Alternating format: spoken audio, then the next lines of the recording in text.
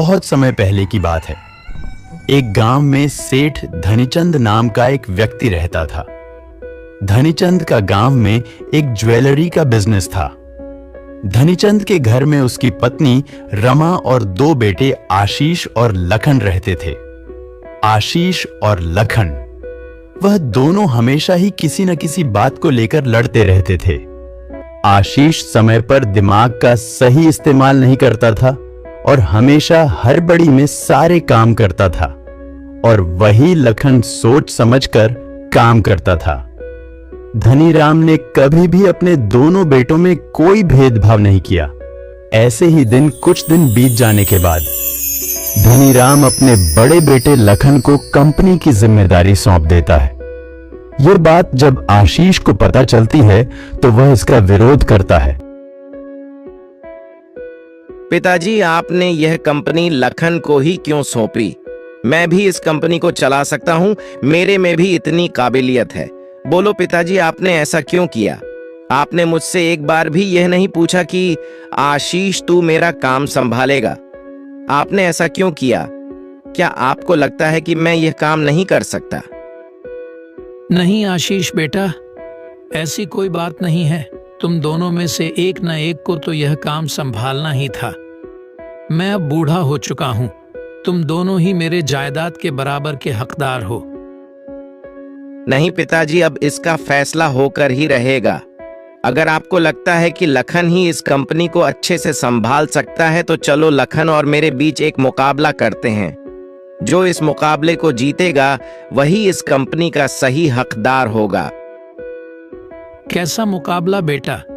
तुम किस तरह के मुकाबले की बात कर रहे हो? पिताजी, मैं बाजार में फिशकरी का ढाबा लगाऊंगा और लखन, तुम्हें जिस चीज का भी ढाबा लगाना है तुम लगा सकते हो। जो भी इस ढाबे को अच्छी तरह से चला सकेगा वही इस कंपनी को संभालेगा। ठीक है आशीष, अगर तुम यही चाहते हो तो मैं अंडा करी का ढाबा लगाऊंगा। धनीराम को पता था कि लखन थोड़ा शांत स्वभाव का है और वह कोई भी काम सोच विचार के करता है, लेकिन उसका छोटा बेटा आशीष बिना सोचे समझे कोई भी काम कर देता है और उसका परिणाम उसे बाद में भुगतना पड़ता है। इस बात का एहसास दिलाने के लिए ही धनीराम ने बिना बताए लखन को कंपनी सौंप दी थी, ताकि वह आशीष को जीवन में सही निर्णय लेना सिखा सके। इस तरह अगले दिन आशीष बाजार में फिशकरी का ढाबा लगाता है और वहीं दूसरी तरफ लखन अंडा करी का ढाबा लगाता है। थोड़ी ही देर में दोनों की अंडा करी और फिश करी बिकने लग जाती है।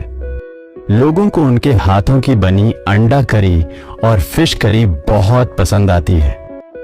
दोनों ही भाइयों ने खाने का मूल्य सामान्य रखा हुआ था। दोनों ही मात्र 30 रुपए में करी बेच रहे थे।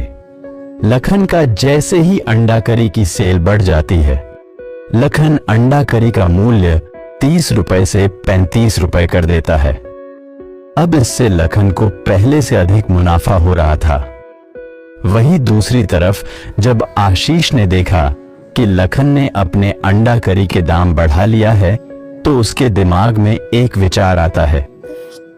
मुझे फिश करी के दाम को थोड़ा घटा देना चाहिए। इससे लखन के सारे ग्राहक मेरे ढाबे पर आ जाएंगे और मुझे ज्यादा मुनाफा होगा। ऐसा सोचकर आशीष फिश करी का दाम 25 रुपए कर देता है।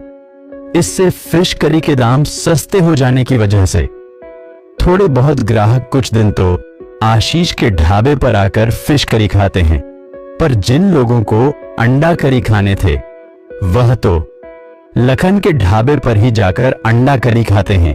इसी तरह 1 महीने बीत जाते हैं। 1 महीने बाद जब वह दोनों पिताजी को अपनी तनख्वाह देने आते हैं, आशीष अपने पिताजी को 10,000 देता है, वही लखन पिताजी को 15,000 देता है। जब आशीष ने देखा है कि लखन ने उससे 5,000 अधिक कमाई की है, तब उसे अपनी गलती समझ आ जाती है और वह कहता है कि पिताजी, अब मुझे समझ आ गया कि आपने लखन को कंपनी क्यों सौंपी थी। अब मैं भी लखन की तरह सोच समझकर काम करूंगा। हाँ बेटा, यही समझाने के लिए मैंने लखन को यह कंपनी सौंपी थी। मैं तो चाहता हूँ कि तुम दोनों भाई मिलजुल कर इस कंपनी को संभालो। इस तरह लखन और आशीष दोनों मिलकर अपने पिताजी का बिजनेस संभालते हैं।